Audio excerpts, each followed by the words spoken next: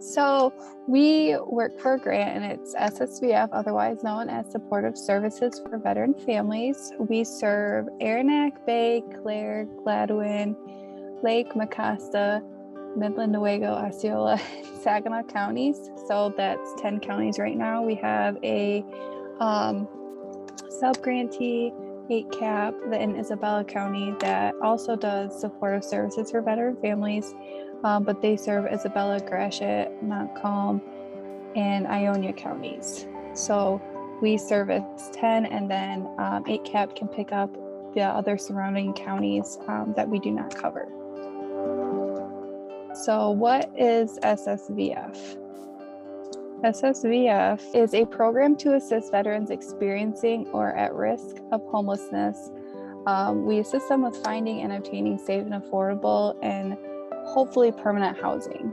It is funded by the Veterans Administration. And another good thing too about SSVF is when you are enrolled in our program, we are connecting you with other community resources like HUD-VASH. So if you are referred to HUD-VASH and you're able to get on that voucher program, we're always in contact with that case manager. So we know what's going on and they know what's going on. That way the veteran themselves don't have to, repeat themselves so much to so many different case managers. We also have a small portion of money, if you will, set aside for general housing stability items.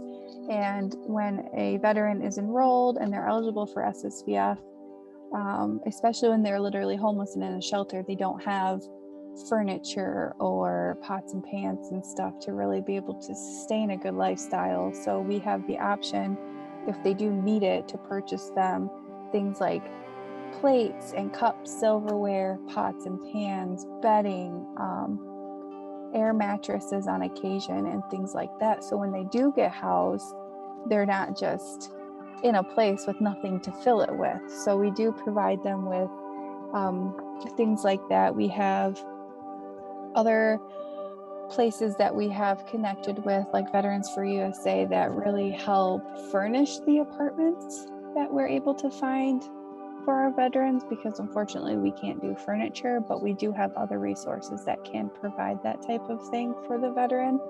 That way they aren't worried about that either.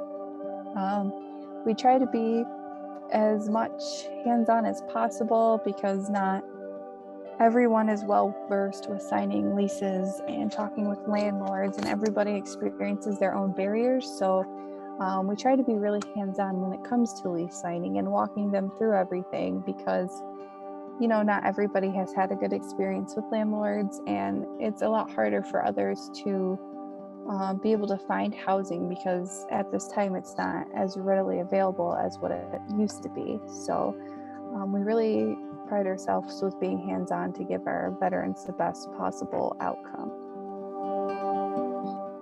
The definition of a veteran.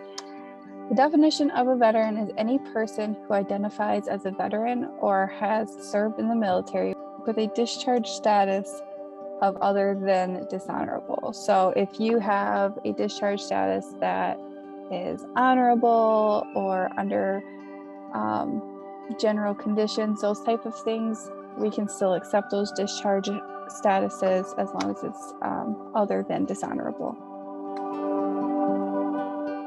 So if a veteran is eligible for veteran health care or VHA, they are eligible for SSVF. We use Squares 2.0, and that's an online tool that's provided by the VA to determine eligibility.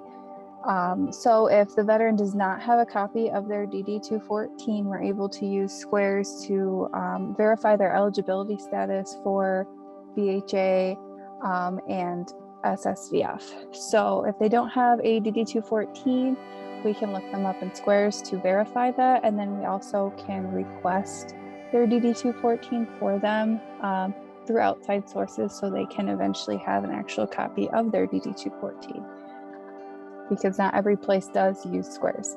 So eligibility wise, a veteran must reside in the household. So we have to have a veteran in the household, whether they're a sole provider or not. This is a program to assist veterans and their families. So there does need to be a veteran that resides in the household. They must be literally homeless or at risk of homelessness. Now, SSVF assistance is considered a but-for grant. So we work a lot with prevention cases and rapid rehousing. Both are either literally homeless or at risk of homelessness.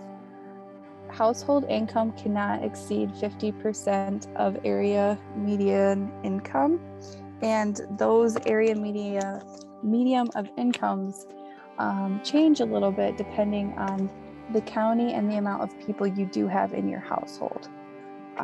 So there are certain SSVF income limits for that, but we check all those things when we do an eligibility check as well. Accessing services. So SSVF is integrated into the coordinated entry system. So veterans access services by contacting a coordinated entry access point where an initial screening is completed. And once that screening is completed, the possible eligible veterans are referred to a veteran specialist here at MMCAA, and then that veteran specialist ends up meeting with the veteran to gather further information to determine their eligibility. So during that initial point of contact, they are calling the intake line, being screened, and then they'll be referred over to us.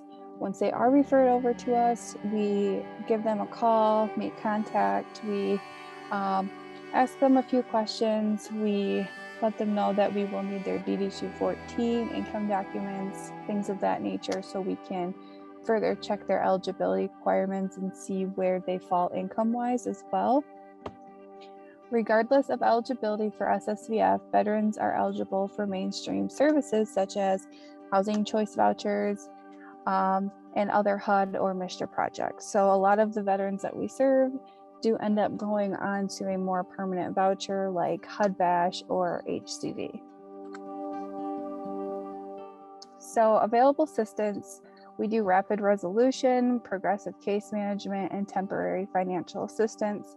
The temporary financial assistance is solely the security deposit and that few months of rent if they are eligible still during our recertification times. We do recertifications every 3 months and 6 months, just to check to see if, maybe there was a big jump in income. Maybe we need to see if they need to start paying a small portion of their rent as well, those types of things. And when we check those things, we do monthly case management sessions. We go over goals with them. We go over a budget and just kind of check in to see if they've met their goals for that month. We look to decide their goals for next month. And we really try to encourage them to do as much for themselves as possible, which is why having that monthly budget is really good for most of them to have, because a lot of them do follow them and it allows them to save money for when they are off program. So our homeless intake line number is 1-877-213-5955. And you can call or text that number. And you can leave your name and number and a brief description of why you're calling, and you will get a text or call back. You can also email homeless@mmcaa.org, and you can get an email back and you guys will be contacted for a screening. And like I mentioned previously, once that screening is completed, it will be forwarded most likely to myself, and then I can disperse it to the proper case manager in that county for SSVF. Well, thank you so much for joining us, and thank you, Mary Jo, for that awesome presentation. And thank you, not a problem. Yeah, I hope you have a great rest of your day.